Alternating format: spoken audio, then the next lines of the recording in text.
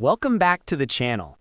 Today we are diving into one of the most essential skills for any editor, which is learning how to professionally blend two images in Photoshop. Whether you are creating surreal photo manipulations, head swapping for portraits, or just looking to improve your composite skills, the layer mask method is the absolute standard for getting smooth, non-destructive results. If you find this tutorial helpful, do not forget to hit that like button and subscribe to the channel for more weekly Adobe tutorials. So let's jump right in. First, open your primary image and your secondary image inside Photoshop.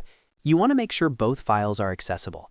Use the Move tool, which you can activate by pressing the V key on your keyboard, and simply drag your second image directly on top of your main background document. Now that you have both images stacked as separate layers in your Layers panel, make sure the top image layer is selected. If you look down at the bottom of the Layers panel, you will see a small rectangle icon with a circle inside. This is the Add Layer Mask button. Go ahead and click that. You will see a white thumbnail appear next to your image on that same layer. With that mask selected, pick up the Brush tool by pressing B on your keyboard. This is where the magic happens.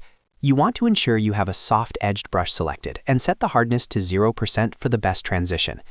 Now make sure your foreground color is set to black. When you paint with black on a layer mask, you are essentially telling Photoshop to hide those specific pixels. As you carefully paint around the edges of the top image, you will start to see the layer underneath gradually reveal itself, creating a seamless blend between the two files. If you go too far, just switch your color to white and paint back over those areas to bring the details of the top image back.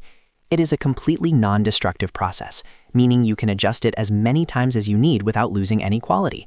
This simple technique gives you full control and is far superior to using an eraser tool which deletes pixels permanently.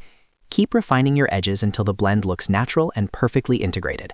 Once you are happy with the results, you are all done. If this video helped you master blending in Photoshop, please hit that like and subscribe button for more content in 2026. Thanks for watching, and I will see you in the next one.